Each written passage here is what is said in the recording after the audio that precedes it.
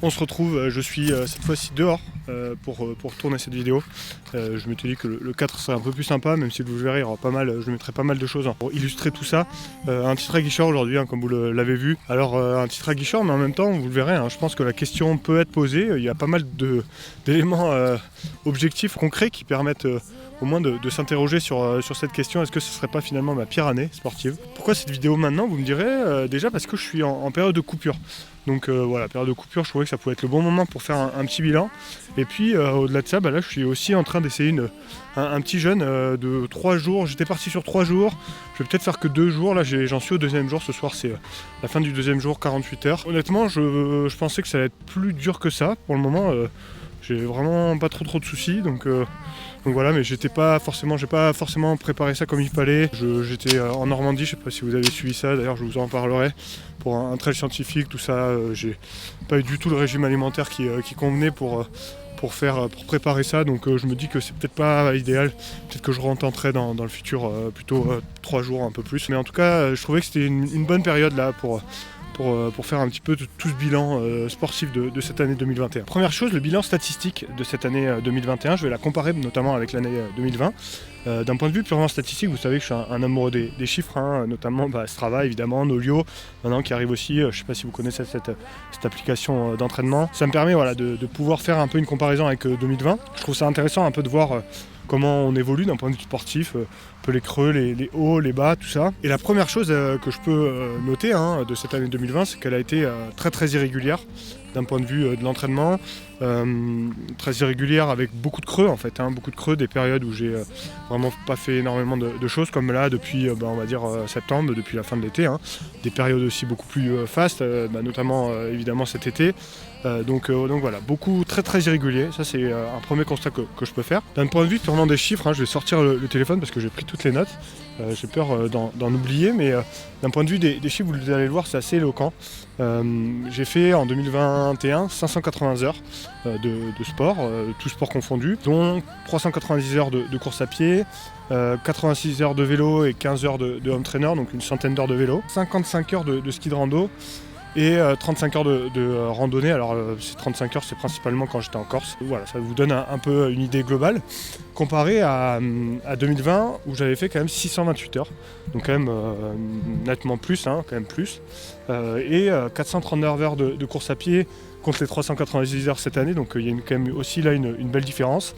152 heures de vélo contre une centaine d'heures cette année, parce que là-dedans, dans les 152 heures, il y a également le home trainer. Donc vous voyez quand même, c'est assez différent entre 2020 et 2021. Globalement, ce qu'il faut retenir, c'est que j'ai fait un peu moins d'heures, j'ai fait surtout beaucoup moins de kilomètres, ça de manière générale, j'ai fait beaucoup moins de kilomètres comme à course à pied, en vélo. Bien sûr, il y a le ski de rando qui est rentré dans mon entraînement, donc ça change un petit peu les choses, mais j'ai fait plus de dénivelé.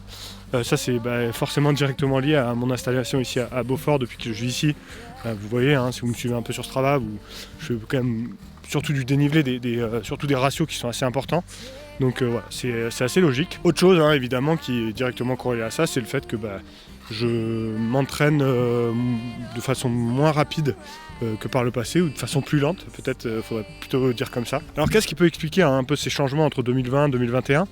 Il y a pas mal de choses, déjà une année très chargée d'un point de vue professionnel, donc forcément c'est dur de trouver un équilibre pour s'entraîner comme on le voudrait, en tout cas autant qu'on le voudrait, on veut toujours s'entraîner plus forcément, et voilà, ça c'est une première raison. Deuxième raison, c'est que j'ai commencé à faire un peu un entraînement un peu plus cadré cette année avec Simon.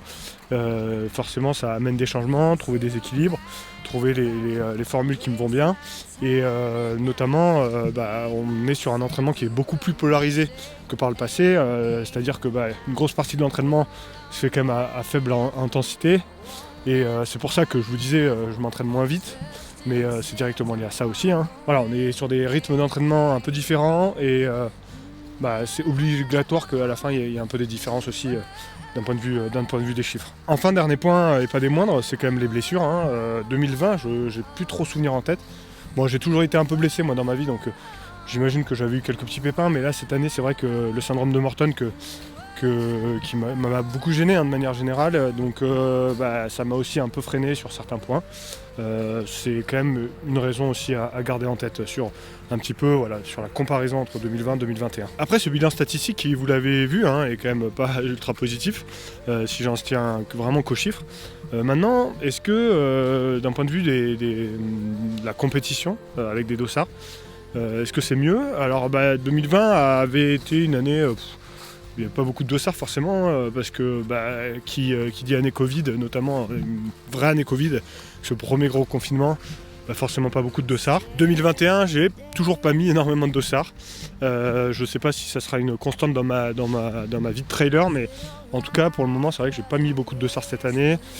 4 dossards seulement, 4 dossards, dont le premier à partir de juillet, donc c'est quand même pas très tôt dans la saison. 2 dossards Nid d'Aigle et Frison Roche sur des formats plutôt courts, et 2 dossards sur Ultra, donc je vous en ai même pas parlé, mais effectivement j'ai pris le départ de l'Ultra Race à Annecy, que j'ai abandonné directement au 17e kilomètre. Je reviendrai pas forcément sur le sujet, mais voilà, j'ai 2 abandons, 2 courses plutôt courtes qui pour le coup se sont plutôt bien passées. Le Nid d'Aigle, un format en montée, course de montagne, où j'étais plutôt content de ce que j'ai fait, et puis la Frison aussi, 5e, derrière les solides, là, Johan Serre, Baptiste Chassagne, Xavier Thévenard.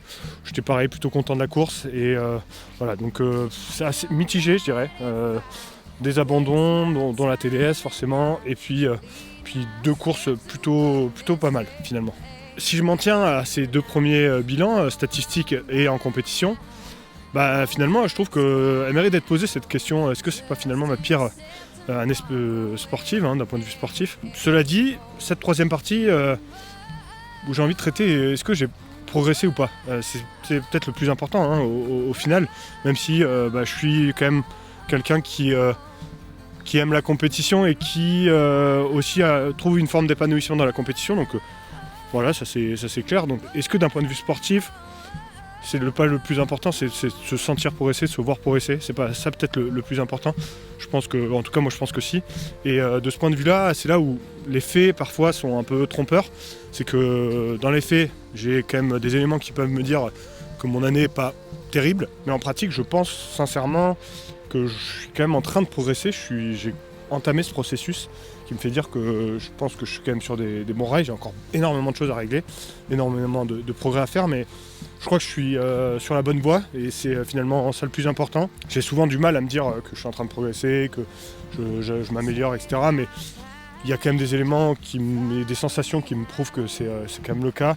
Et puis de manière générale, en fait, typiquement, cette période que j'ai eue cet été avec la Frison, avec ces grosses charges d'entraînement que j'ai réussi à faire pour me préparer pour la TDS, les sensations que j'ai eues à la TDS aussi avant d'abandonner, tout ça c'est quand même des éléments qui me montrent que je suis quand même, je pense, sur la bonne voie, et que surtout je suis motivé pour essayer de faire une année 2022 beaucoup plus réussie, à la fois statistiquement, à la fois sur la régularité, à la fois en compétition, et voilà, ça va être super intéressant, je pense, de voir un petit peu si cette progression que je sens, mais qui dans les faits n'est pas encore visible, va être visible l'année prochaine. C'est comme ça que se conclut cette petite vidéo sur mon bilan sportif de cette année 2021. Je suis déjà très pressé d'être l'année prochaine, de repartir à l'entraînement et de voir un petit peu ce dont je suis capable l'année prochaine avec des dossards. Je vous reparlerai bien sûr de mon programme, je suis en train de ficeler tout ça.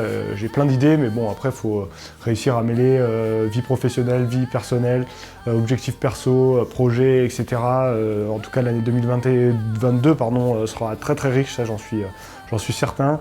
Je suis en train de vous préparer tout ça, je suis impatient de vous en parler. Nous on se retrouve en fin de semaine pour parler de complètement autre chose. Si vous me suivez sur Instagram, vous avez peut-être vu passer ce petit teasing. Je vous parlais d'un événement à Annecy le 27 novembre, donc samedi dans 10 jours. Je suis en train de préparer quelque chose qui pourrait vous plaire si vous habitez à Annecy ou dans les alentours.